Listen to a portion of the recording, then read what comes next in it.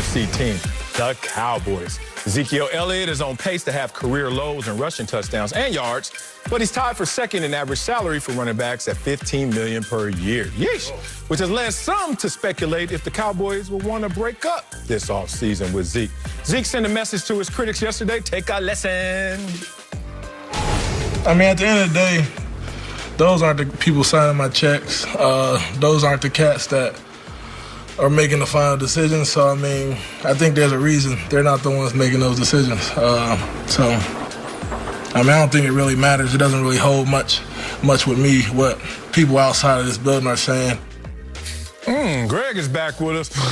But Acho, should the Cowboys, Zeke, you all right? Be looking for a breakup from Zeke? Oh, they absolutely should, Sal.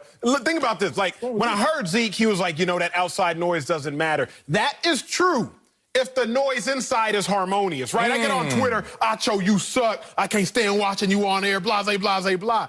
I'm not worried about that because inside, everything is still Gucci. But see, Zeke, inside the building, they know you're struggling. And I'm going to shine a real light on it. The Cowboys got to move on from Zeke. At the beginning of the season, we said this.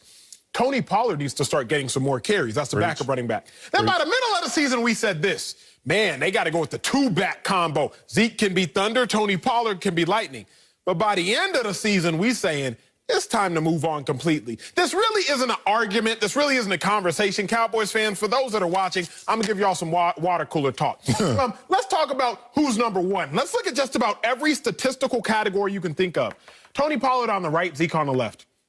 Tony Pollard has more yards per carry. Tony Pollard has a longer long run. Tony Pollard has a higher receiving average. Tony Pollard has a higher receiving long.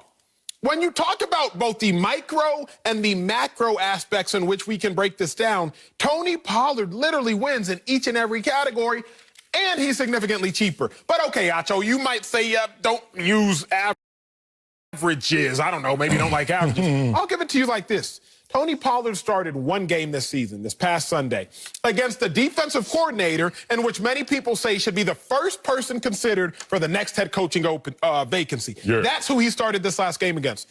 Tony Pollard had 132 yards in that start. Now, Zeke has never had more than 130 yards all season long. Zeke's had 3 games of 120 yards, but he's had 8 games under 100 yards. Tony Pollard had 1 start against the defensive coordinator who everybody is praising as should be the next head coach.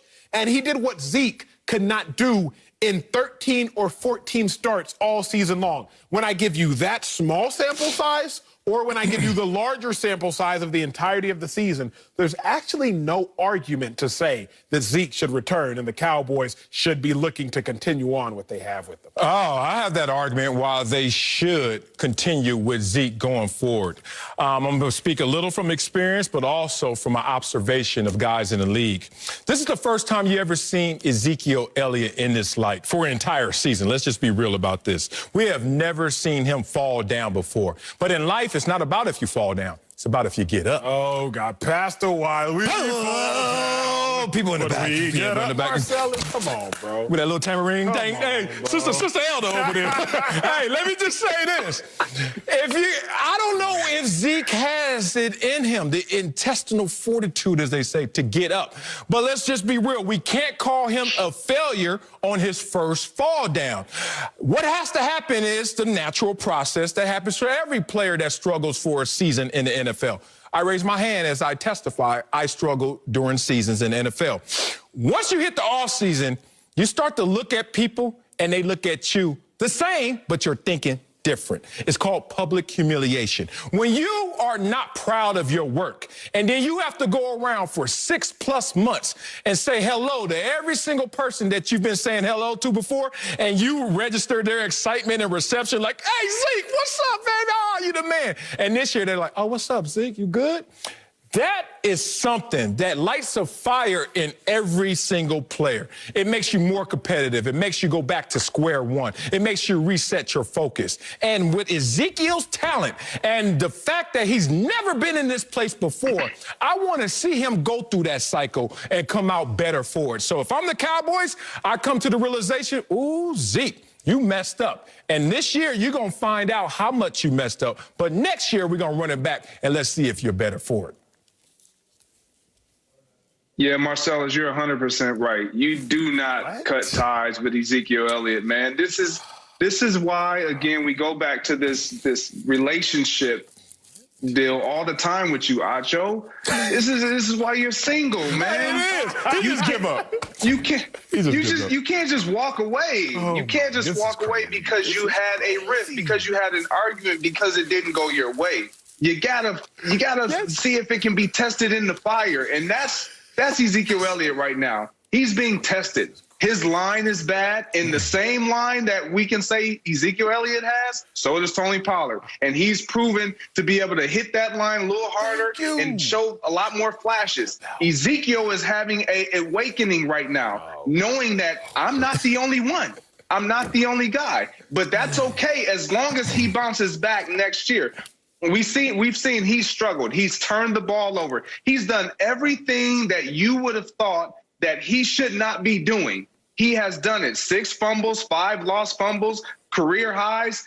And Tony Pollard's not turning the ball over. So everything that Tony Pollard's doing is in a beautiful, beautiful light and in a beautiful lens. But I don't forget what this brother has done. I haven't forgotten what he has in him because of just one season. And that, Acho, is where you have missed the bar. You can't just throw away those other seasons as if they don't exist. They don't exist, and that's not who we think he is, because that's why we paid him, because of what we know he can do. Now, can he continue to do that? We will find out when they come back a healthier team, and he has another mental state, as I'm gonna lean on Marcellus for saying, you know, you're going to have 6 months to assess that film, and then you're going to have to come back a whole different guy. Take over the show, Greg. Keep preaching. My ears started bleeding with how bad That's a little blood for little ears. You ain't got a lot of little ears.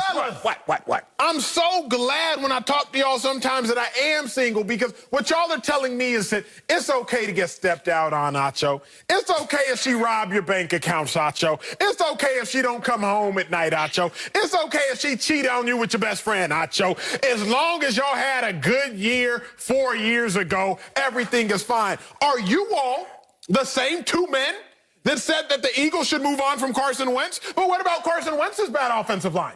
What about the fact that the Eagles have started 13 different offensive lines in 14 weeks at the times? Are you all the same men that said, move on from Jalen Hurts? Let me move on to Jalen Hurts. I'm not going to get distracted. I'm not going to make a hard tangent. What I'll say is this.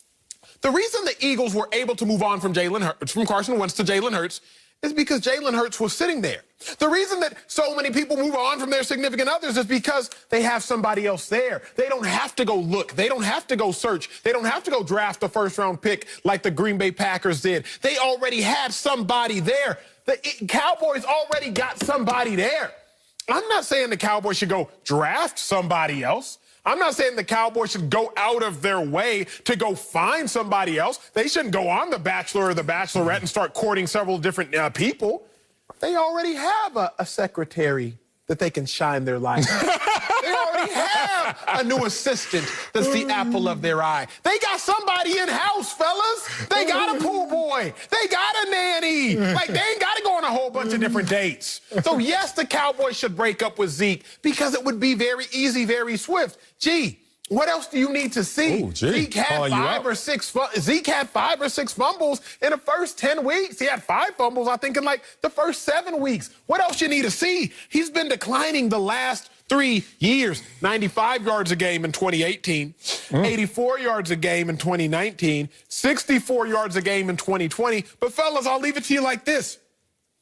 When the Dallas Cowboys needed him most, Dak Prescott went down. Tyron Smith went down. La'el Collins was down. Good point. When Andy Dalton went down. When the Dallas Cowboys needed Ezekiel Elliott most, where was he to be found? He wasn't. So as a result, no, I'm not sitting here rushing to get married so I can get treated like y'all. Oh, sure, come home whenever you want. Leave me whenever you want. No, fellas, there is a standard. The Dallas Cowboys have a standard. They were called America's team because of their standard. They need their star players to live up to that standard. Got awfully quiet. I agree. They do need him to live up to a standard. And one of the standards was, can he handle being paid this amount of money, and can he focus on the field and allow those outside distractions to now cease? He's done that.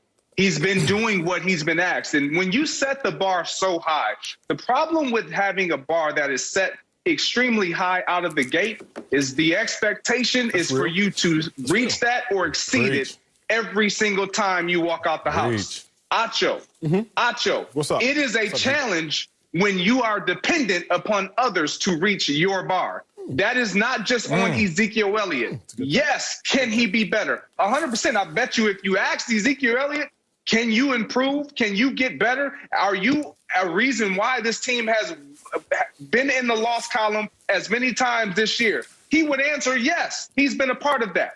But he will also answer yes to the reason of, am I a reason why we can be better?